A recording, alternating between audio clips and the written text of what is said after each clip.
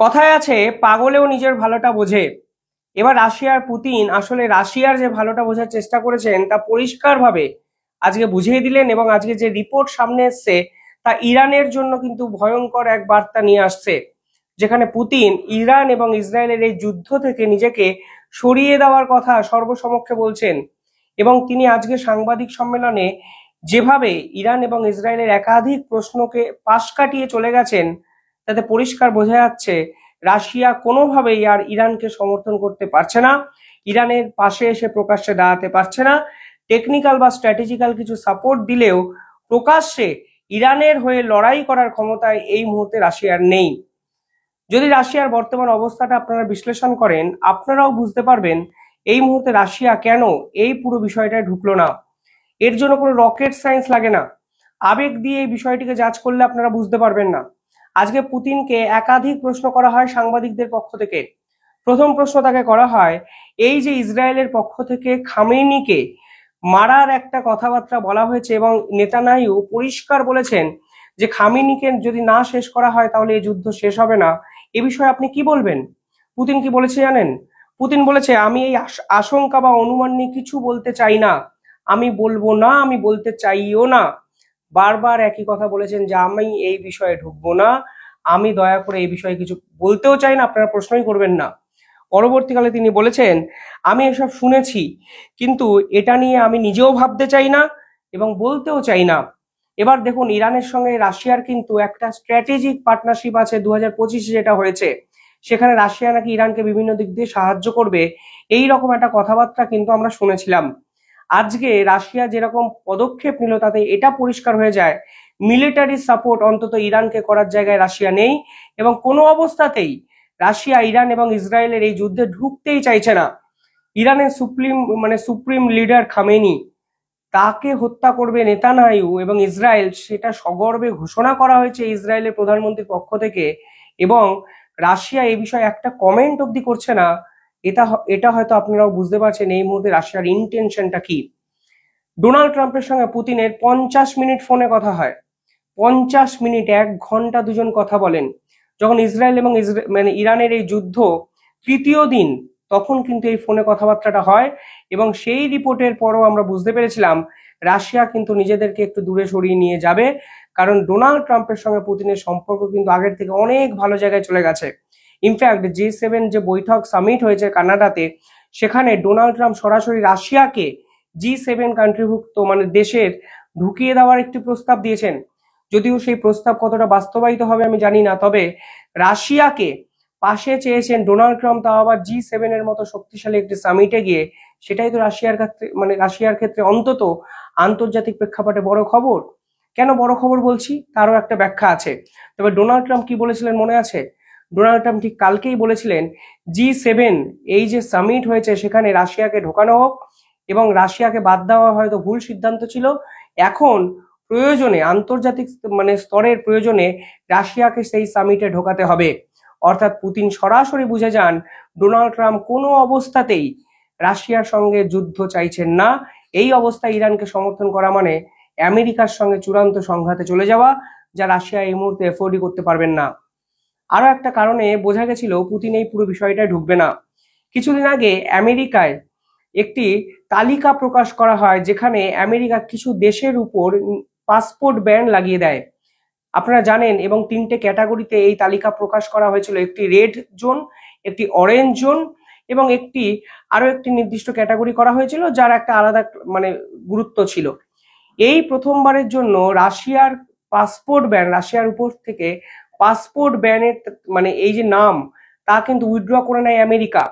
অথচ প্রথম যখন ড্রাফটিং করা হয়, যে খবর নিউ ইয়র্ক টাইমসে বেরিয়েছিল, সেখানে রাশিয়ার উপর পাসপোর্ট ব্যান কিন্তু আমেরিকা লাগাবে, এই একটা সম্ভাবনা কিন্তু তৈরি হয়েছিল। কিন্তু ফাইনাল লিস্ট যখন প্রকাশ হয়, সেখানে দেখা যায় রাশিয়ার উপর কোনো ক্ষেত্রে কোনো ব্যান, অন্তত পাসপোর্ট ব্যান লাগায়নি আমেরিকা। এমনকি রাশিয়ার উপর একাধিক যে স্যাংশন আমেরিকা লাগিয়েছিল, তার মধ্যে বহু স্যাংশন কিন্তু উইথড্র করে নিতে শুরু করেছিলেন ডোনাল্ড ট্রাম্প। এটা বোঝা গেছিল রাশিয়াকে নিয়ে আগের থেকে অনেক বেশি নরম একটা অবস্থানে পৌঁছে গেছে আমেরিকা। পাশাপাশি ইউক্রেন এবং এই যে রাশিয়ার যে যুদ্ধ, সেই যুদ্ধের প্রেক্ষাপটটাও কিন্তু আপনাদেরকে এই আলোচনায় রাখতে হবে, কারণ পুতিন কোনো অবস্থাতেই ইউক্রেনের সঙ্গে যুদ্ধ করতে গিয়ে ডোনাল্ড ট্রাম্পের সঙ্গে সংঘাতে জড়াননি। এমনকি পুতিন এবং ডোনাল্ড ট্রাম্পের কিন্তু একাধিকবার মিটিংও হয় এবং সেখানে পরিষ্কারভাবে ডোনাল্ড ট্রাম্প ইউক্রেনের বিপক্ষে কথা বলেছিলেন। এবং আপনারা তো জানেন সেই ঐতিহাসিক প্রেক্ষাপট যেখানে জেলেনস্কি এবং ডোনাল্ড ট্রাম্প নিজেদের মধ্যে বাকবিতণ্ডায় জড়িয়ে পড়েন এবং ইউক্রেনের যে প্রেসিডেন্ট জেলেনস্কি তাকে প্রতি পদক্ষেপে আমেরিকায় গিয়ে অপদস্থ হতে হয়। গাড়ি থেকে নামার পর কিংবা ডোনাল্ড ট্রাম্পের সঙ্গে সেই মিটিং, লাইভ ক্যামেরায় জেলেনস্কির সঙ্গে ডোনাল্ড ট্রাম্প যেভাবে সংঘাতে জড়িয়ে পড়েছেন তাতে কিন্তু পুতিনের কাছেও পুরো ঘটনাটাই অক্সিজেন সম হয়ে গেছিল, বাঁচার একটা রসদ হয়ে গেছিল। এবং ডোনাল্ড ট্রাম্পের এই আচরণ অন্তত পুতিনকে কনফিডেন্স জুগিয়েছিল যে এবার হয়তো যুদ্ধটা থামবে, কারণ ইউক্রেনের পাশ থেকে আমেরিকা সরে যাচ্ছে। ওই যে নজিরবিহীন ওয়াশিংটন ডিসির ওই ঘটনা, তা কিন্তু পুতিন এবং ডোনাল্ড ট্রাম্পের মধ্যে সমীকরণও সম্পূর্ণভাবে বদলে দিয়েছে। যা আজকে বোঝা গেল, যেখানে খামেনিকে হত্যা করার কথা বলছে নেতানিয়াহু, আর পুতিন বলছেন আমি এই বিষয়ে কথাই বলতে চাই না, আমি ভাবতেও চাই না, আমি এই আশঙ্কাকে নিয়ে গুরুত্বই দিতে চাইছি না। এমনকি তিনি বলেছেন আমি এই বিষয়ে এই অনুমানকে নিয়ে একটা কথা অব্দি বলবো না। অর্থাৎ ইরানের কাছে কিন্তু বিষয়টা খুব টাফ একটা জায়গায় চলে যাচ্ছে, তা আন্তর্জাতিক বিশেষজ্ঞরা বলছেন। দেখুন, কিছুদিন আগে যখন ডোনাল্ড ট্রাম্পের সঙ্গে 50 মিনিট ফোনে কথা হয়, তারপরে পুতিন একটি উল্লেখযোগ্য স্টেটমেন্ট দিয়েছিলেন। পুতিনের সঙ্গে কিন্তু ইরানের নাকি চুক্তি ছিল 2025-এ, যে চুক্তি হয়েছিল যেখানে ইরানকে সাপোর্ট করবে পুতিন। কিন্তু এই চুক্তি থাকার পরেও পুতিন একটি স্টেটমেন্ট দিয়ে বলেছিলেন অবিলম্বে যুদ্ধ বন্ধ করুন। এমনকি ইরানকে তিনি ওয়ার্ন করেছিলেন, কারণ তিনি বুঝতে পেরেছিলেন ডোনাল্ড ট্রাম্প ইরানের শেষ দেখে ছাড়বে। এমনকি রেজিম চেঞ্জ, ইরানের খামেনি, একাধিক বিষয়ে পুতিন কিন্তু ইরান সরকারকে ওয়ার্ন করেছিলেন, ওয়ার্নিং দিয়েছিলেন যে এই যুদ্ধ আপাতত থামাও, না হলে কিন্তু পরিস্থিতি হাতের বাইরে চলে যাবে। এই খবর কিন্তু 6 দিন আগের খবর, যখন ডোনাল্ড ট্রাম্প এবং পুতিন 50 মিনিট ফোনে কথা বলে। এমনকি একটা পক্ষ এটাও দাবি করে, আমেরিকার পক্ষ থেকে পুতিনকে সরাসরি বার্তা দেওয়া হয়েছে যে দয়া করে আপনি ইরান এবং ইসরায়েলের এই যুদ্ধে ঢুকবেন না, কারণ কারণ আপনি অলরেডি ইউক্রেনকে নিয়ে আটকে আছেন, আপনি ইউক্রেনের এই যুদ্ধে ফোকাস করুন এবং এই যুদ্ধটিকে শেষ করার ব্যবস্থা করুন। ইউক্রেন আমাদের কথা শুনছেন, এটা বাস্তব, কিন্তু অবিলম্বে ইউক্রেন এবং রাশিয়ার যুদ্ধ শেষ হওয়া উচিত। পুতিনের কাছে আমেরিকা অনুরোধ করেছিল দয়া করে আপনি ইসরায়েল এবং ইরানের এই যুদ্ধে ঢুকবে না। আজকে একদম দেখা গেল ডোনাল্ড ট্রাম্প যেভাবে চেয়েছিলেন, পুতিন ঠিক সেভাবে রিপ্লাই দিলেন, বললেন আমি এই বিষয়ে ঢুকতেই চাই না, আমি ভাবতেই চাই না, এই আশঙ্কা অনুমানে আমি কি বলবো, দয়া করে আমাকে এই বিষয়ে জিজ্ঞাসা করবেন না। এবার ইরানের কাছে বড় সমর্থন কিন্তু ছিল রাশিয়া। সেই রাশিয়া পাশ থেকে সরে যাওয়ায় তাদের কাজটা কিন্তু কঠিন হয়ে গেল। ইসরায়েলের প্রেসিডেন্ট নেতানিয়াহু আজকে একটি স্টেটমেন্ট দিয়েছেন, সেখানে বলেছেন world leaders R impressed with the performance of IDF, অর্থাৎ ইসরায়েল ডিফেন্স ফোর্স। তিনি বলেছেন আন্তর্জাতিক স্তর আমাদের যে ডিফেন্স মিলিটারি ফোর্স তাদের কাজকর্মে অত্যন্ত আনন্দিত, তারা ইমপ্রেসড। অর্থাৎ আন্তর্জাতিক স্তরকে কনফিডেন্সে নেওয়ার খেলা কিন্তু নেতানিয়াহু অলরেডি শুরু করে দিলেন। কালকে G7 সামিট হলো, একাধিক ইউরোপীয় ইউনিয়নের দেশ ওখানে উপস্থিত ছিলেন, কিন্তু কেউ কিন্তু ইসরায়েলের বিপক্ষে কোনো স্টেটমেন্ট দেয়নি।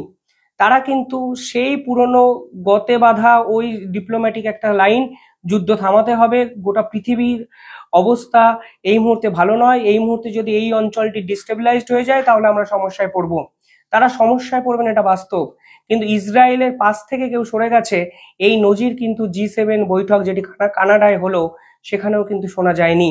আর এই G7 সামিটের পর ডোনাল্ড ট্রাম্পের সাথে পুতিন আগের যে কথাবার্তাগুলো বলেছিলেন তার আফটার এফেক্টস আমরা পেলাম, যেখানে পুতিন আজকে ঘন্টা দুয়েক আগে ঘোষণা করে দিয়েছেন তিনি খামেনিকে হত্যা করার এই পরিকল্পনা নিয়ে কোনো কথাই বলবেন না, তিনি ইসরায়েল এবং ইরানকে নিয়ে কোনো কথাই বলবেন না। এবং বোঝাই যাচ্ছে ইসরায়েল এবং ইরানের এই যুদ্ধবিধ্বস্ত পরিস্থিতিতে নিজেদেরকে দূরে সরিয়ে রাখছে রাশিয়া, কারণ রাশিয়া নিজেরাও যেভাবে এখন ইউক্রেনের সঙ্গে যুদ্ধে জর্জরিত, সেখানে মিলিটারি সাপোর্ট দেওয়ার তো প্রশ্নই নেই, ইকোনমিক্যাল সাপোর্ট দেওয়ার জায়গাতেও রাশিয়া নেই। ফলে সব মিলিয়ে পাগলেও নিজের ভালোটা বোঝে, ঠিক যেরকম রাশিয়া বুঝলো। এবং এটা ভারতের ক্ষেত্রে কিন্তু একটা অক্সিজেন, ভারতের ক্ষেত্রে কিন্তু এর জন্যই অক্সিজেন, কারণ পুতিন যদি ইসরায়েল এবং ইরানের এই যুদ্ধে ইরানকে প্রকাশ্যে সমর্থন করতো তাহলে কিন্তু ভারতের কাজটা কঠিন হয়ে যেত। ভারতের ডিপ্লোম্যাসি অত্যন্ত ব্যালেন্সড হইতে এখন চলছে, এটা বাস্তব, কিন্তু পুতিন এবং ডোনাল্ড ট্রাম্পের মধ্যে যে কোনো একজনকে প্রকাশ্যে বেছে নিতে হতো ভারতবর্ষকে, সেটা কিন্তু কঠিন হয়ে যেত। আর পুতিনের সঙ্গে ভারতবর্ষের যত ভালো সম্পর্ক, সেখানে কিন্তু পুতিনের বিপক্ষে এই মুহূর্তে ভারতও চলে যেত, এই সম্ভাবনাও তৈরি কিন্তু হয়নি। কারণ রাশিয়া থেকে কিন্তু এখনো 77% মিলিটারি ইকুইপমেন্ট কিন্তু কেনে ভারত। একাধিক চুক্তি ভারতের সঙ্গে রাশিয়ার আছে, তেল চুক্তি আছে, বিভিন্ন বিজনেস এগ্রিমেন্ট আছে, ট্রেড এগ্রিমেন্ট আছে। সব মিলিয়ে রাশিয়ার বিপক্ষেও কিন্তু ভারতকে যেতে হলো না, এবং পরিষ্কারভাবে ভারতবর্ষ নিজেদের অবস্থানে অনড় থাকবে এরপরে, এবং ব্যালেন্স ডিপ্লোম্যাসিকে আন্তর্জাতিক স্তরে ভারতের পক্ষ থেকে আরো বেশি করে ইমপ্লিমেন্ট করা হবে। সব মিলিয়ে পরিস্থিতি দ্রুত বদলাচ্ছে। এত দ্রুত বদল অন্তত অপারেশন সিন্দুরের সময় আমি দেখিনি, যেভাবে ইসরায়েল এবং ইরানের এই যুদ্ধবিধ্বস্ত পরিস্থিতিকে কেন্দ্র করে আন্তর্জাতিক স্তরে এই বদলটা আমি দেখতে পাচ্ছি। আপনারা কিভাবে দেখছেন পুরো বিষয়টি কমেন্টে জানাবেন। ধন্যবাদ।